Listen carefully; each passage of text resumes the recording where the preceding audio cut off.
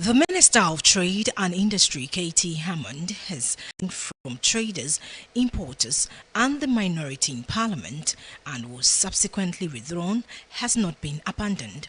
He assured that the LI will retain to Parliament to ensure that the original purpose of the law to protect local manufacturers from the influx of cheap imported goods is halted.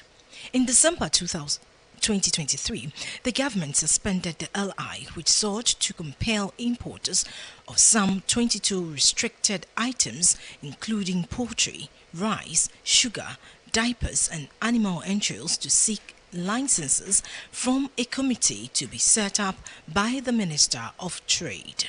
The minority in Parliament on the occasion blocked the laying of the LI on the grounds that it was not only dangerous but also violated international trade practices. However, addressing captains of the industry, Mr. Hammond insisted that the law is needed to sanitize Ghana's import sector to protect local producers, citing Malaysia and Singapore as examples of countries that took such bold decisions to protect their indigenous companies to be globally competitive. He stated that there is the need to take tough decisions to save the Ghanaian economy.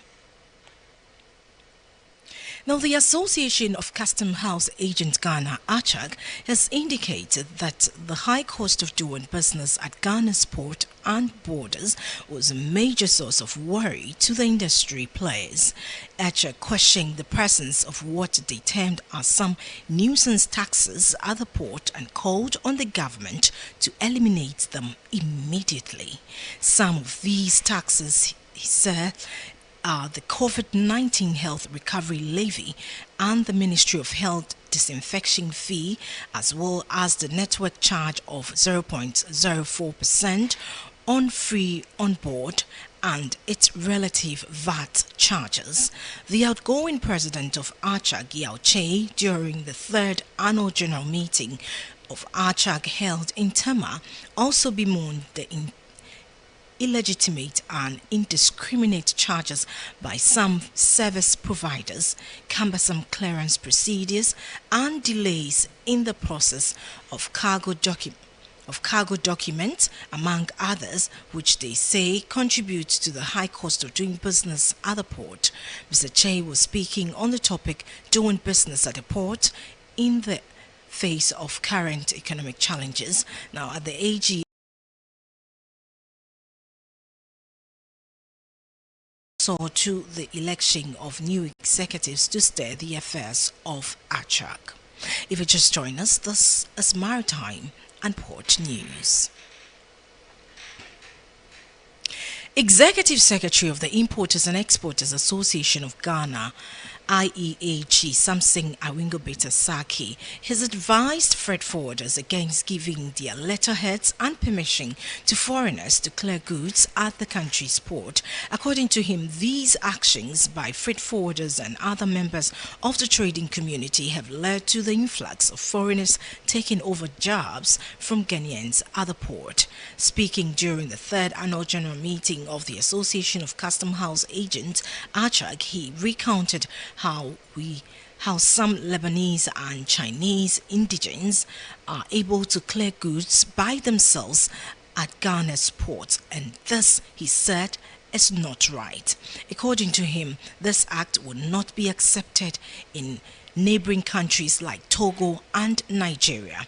He further noted that freight forwarders should not be happy with subscription fees by these Lebanese and Chinese companies who use their respective letterheads to clear goods at the port, as it is to their disadvantage, seeing that these foreigners are the ones making more economic gains from the clearance process of goods at the port.